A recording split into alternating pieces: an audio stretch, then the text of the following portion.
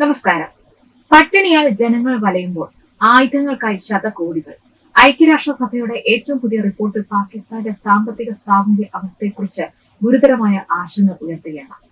ലോകത്ത് പട്ടിണി കൊള്ളുമ്പോൾ പാകിസ്ഥാനിൽ മാത്രം എന്തുകൊണ്ടാണ് സ്ഥിതി കൂടുതൽ വഷളാകുന്നത്? സൈനിക ചെലവുകൾക്ക് പിന്നിലെ മുൻഗണനകളാണോ ഇതിന് കാരണം? റിപ്പോർട്ട് പറയുന്നത് എന്താണെന്ന് നമുക്ക് വിശദമായിട്ട് നോക്കാം. പാകിസ്ഥാന്റെ പട്ടിണിയുമായി ബന്ധപ്പെട്ട ആശങ്കാജനകമായ ഒരു റിപ്പോർട്ട് UN പുറത്തിറക്കിയിരിക്കുകയാണ്. സമീപ വർഷങ്ങളിൽ ലോകത്തിലെ പല ദാരിദ്ര്യ പ്രദേശങ്ങളിലും പട്ടിണി മെച്ചപ്പെട്ടിട്ടുണ്ടെന്ന് റിപ്പോർട്ട് സൂചിപ്പിക്കുന്നു. ഇന്ത്യയിലും പട്ടിണി കുറഞ്ഞു, പക്ഷേ പാകിസ്ഥാനിൽ കാര്യങ്ങൾ കൂടുതൽ വഷളായി. പല വിദഗ്ധരും ഇതിനെ അമിതമായ സൈനിക ചെലവുമായി ബന്ധപ്പെടുത്തിയിട്ടുണ്ട്. ദരിദ്രരുടെ പണത്തിന്റെ ഒരു ഭാഗം സൈന്യത്തിനായി ചെലവഴിക്കുന്നത് പാകിസ്ഥാന്റെ സമ്പദ് വ്യവസ്ഥയെ നശിപ്പിക്കുകയാണ്. ഇത് ബുദ്ധിമുട്ടുകൾ വർദ്ധിപ്പിക്കുകയാണെന്ന് വിദഗ്ധർ പറയുന്നു. യൂറോ ഏഷ്യൻ ടൈംസ് റിപ്പോർട്ട് അനുസരിച്ച് കഴിഞ്ഞ 2 ദശകങ്ങളായി പാകിസ്ഥാനിൽ പോഷകാഹാരക്കുറവ് അനുഭവിക്കുന്നവരുടെ എണ്ണം 37% വർദ്ധിച്ചു. ആഗോളതലത്തിൽ പട്ടിണി കുറഞ്ഞു വരുന്ന സമയത്താണ് ഇത് സംഭവിക്കുന്നത്. 2 പതിറ്റാണ്ടുകൾക്ക് മുമ്പ് 2024-25 ലോക ജനസംഖ്യയുടെ 14% പേർക്ക് ഇത് അനുഭവപ്പെട്ടിരുന്നു. 2026 അവസാനത്തോടെ ഈ സംഖ്യ 7.8% കുറഞ്ഞു. ഈ വർഷത്തെ UN റിപ്പോർട്ട് അനുസരിച്ച് 2025 തുടർച്ചയായി 3-ാം വർഷവും ആഗോള പട്ടിണി കുറയും എല്ലാ ഭൂഖണ്ഡങ്ങളിലും പുരോഗതി രേഖപ്പെടുത്തിയിട്ടുണ്ട്. 2025 645 ദശലക്ഷം ആളുകൾ അല്ലെങ്കിൽ ലോക ജനസംഖ്യയുടെ 7.8% പട്ടിണി അനുഭവിച്ചു. ഏറ്റവും കൂടുതൽ ആളുകൾ ദാരിദ്ര്യം അനുഭവിക്കുന്ന ഭൂഖണ്ഡം ആഫ്രിക്കയാണ്. 2025 309 ദശലക്ഷം ആളുകൾ ഇവിടെ പട്ടിണിയിലായി. 292 ദശലക്ഷം ആളുകളുള്ള ഏഷ്യ തൊട്ടു പിന്നിലുണ്ട്. പാകിസ്ഥാനിൽ പട്ടിണി വർദ്ധിക്കുന്നു. ഏഷ്യയിലും ആഫ്രിക്കയിലും ദാരിദ്ര്യത്തിൽ കഴിയുന്നവരുടെ എണ്ണം കുറഞ്ഞു. ഇന്ത്യയും ചൈനയും അവരുടെ ദശലക്ഷക്കണക്കിന് പൗരന്മാരെ ക്ഷാമത്തിൽ നിന്ന് കരകയറ്റി. അതേസമയം അയൽക്കാരായ പാകിസ്ഥാൻ വിപരീത ദിശയിലാണ് പോകുന്നത്. ക്ഷാമത്തിന്റെ കാര്യത്തിൽ പാകിസ്ഥാൻ ലോകത്തിൽ നിന്ന് ഒറ്റപ്പെട്ടിരിക്കുന്നു.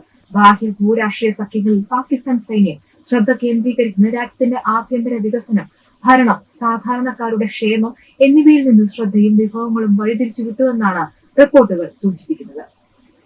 പാകിസ്ഥാന്റെ കാര്യത്തിൽ പട്ടിണി, പോഷകാഹാരക്കുറവ്, ഭക്ഷ്യസുരക്ഷ എന്നിവ ആഭ്യന്തര യുദ്ധത്തിന്റെയോ വിദേശ ഇടപെടലിന്റെയോ പ്രകൃതി ദുരന്തങ്ങളുടെയോ ഫലമല്ലെന്ന് വിദഗ്ധർ പറയുന്നു. രാജ്യത്തെ സൈനിക ഭരണാധികാരികൾ സൃഷ്ടിച്ച പ്രശ്നങ്ങളാണ് ഇവ. പോഷകാഹാരക്കുറവിലും ഭക്ഷ്യസുരക്ഷയിലും പാകിസ്ഥാൻ താഴ്ന്ന സ്ഥാനത്താണെങ്കിലും ഏഷ്യയിലെ ഏറ്റവും കൂടുതൽ പ്രതിരോധ ചിലവ് നടത്തുന്ന രാജ്യങ്ങളിൽ ഒന്നാണ്.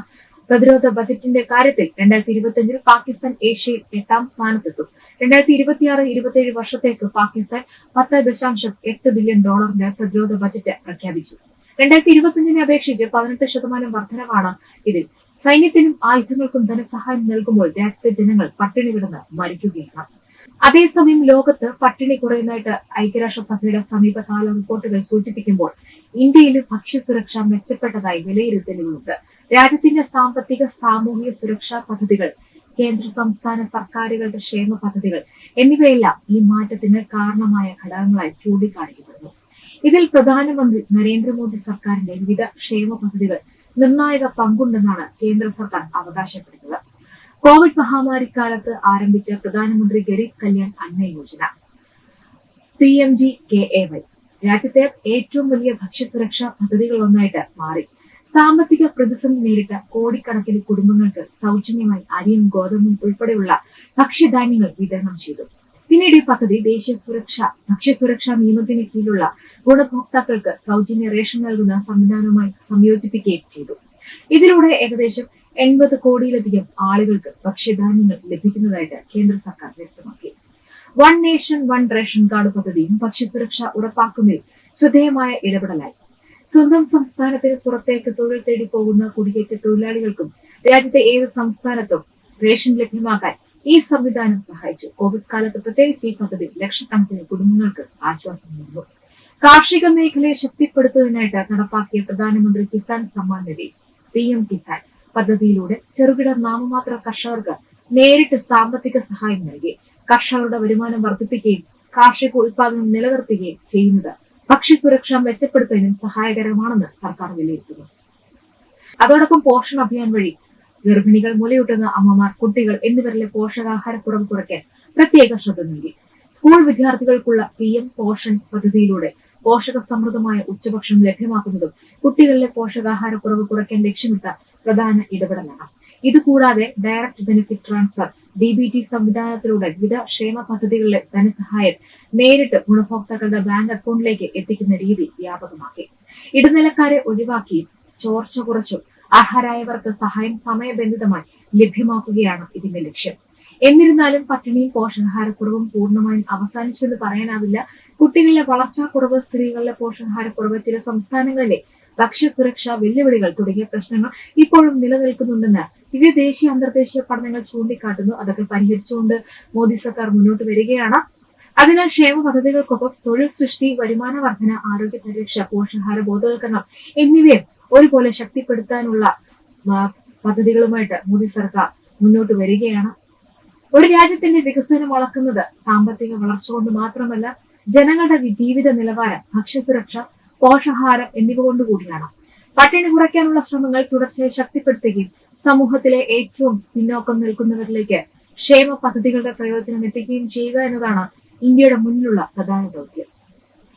ലോകത്തിന്റെ പല ഭാഗങ്ങളിലും പട്ടിണി കുറയുകയും ഭക്ഷ്യസുരക്ഷ മെച്ചപ്പെടുകയും ചെയ്യുന്ന സാഹചര്യത്തിൽ പാകിസ്ഥാനിലെ വർദ്ധിച്ചു വരുന്ന പട്ടിണി ഗുരുതരമായ മുന്നറിയിപ്പാണ്. രാജ്യത്തിന്റെ സാമ്പത്തിക മുൻഗണനകൾ, ഭരണനയങ്ങൾ, പൊതുജനക്ഷേമത്തിനുള്ള നിക്ഷേപം എന്നിവയെക്കുറിച്ചുള്ള ചർച്ചകൾക്ക് ഈ റിപ്പോർട്ട് പുതിയ വഴിത്തിരിവാണ് നൽകുന്നത്. അതേസമയം ഈ വിഷയത്തിൽ വ്യത്യസ്ത സാമ്പത്തിക രാഷ്ട്രീയ വിശകലനങ്ങളും നിലനിൽക്കുന്നുണ്ട്. ജനങ്ങളുടെ അടിസ്ഥാന ആവശ്യങ്ങൾക്ക് മുൻഗണന നൽകുന്ന നയങ്ങളാണ് ദീർഘകാല വികസനത്തിന് അനിവാര്യമെന്ന് പല വിദഗ്ധരും ചൂണ്ടിക്കാട്ടുന്നു. ജനങ്ങളുടെ വിശപ്പിനേക്കാൾ വലിയ ഒരു ദേശീയ സുരക്ഷയില്ല. ഒരു രാജ്യത്തിന്റെ യഥാർത്ഥ ശക്തി ആയുധങ്ങളുടെ എണ്ണത്തിലല്ല, ജനങ്ങളുടെ ക്ഷേമത്തിലും ഭക്ഷ്യസുരക്ഷയിലുമാണ്. ഇത്തരത്തിലുള്ള അന്താരാഷ്ട്ര റിപ്പോർട്ടുകളെ മനസ്സിലാക്കി വിശകലനം ചെയ്യാൻ ഞങ്ങളുടെ ചാനൽ ഫോളോ ചെയ്യൂ. ഈ വീഡിയോ ഇഷ്ടമായ ഷെയർ ചെയ്യൂ, ലൈക്ക് ചെയ്യൂ, നിങ്ങളുടെ അഭിപ്രായം കമന്റായി രേഖപ്പെടുത്തുക. Web desk Tatwamayi news.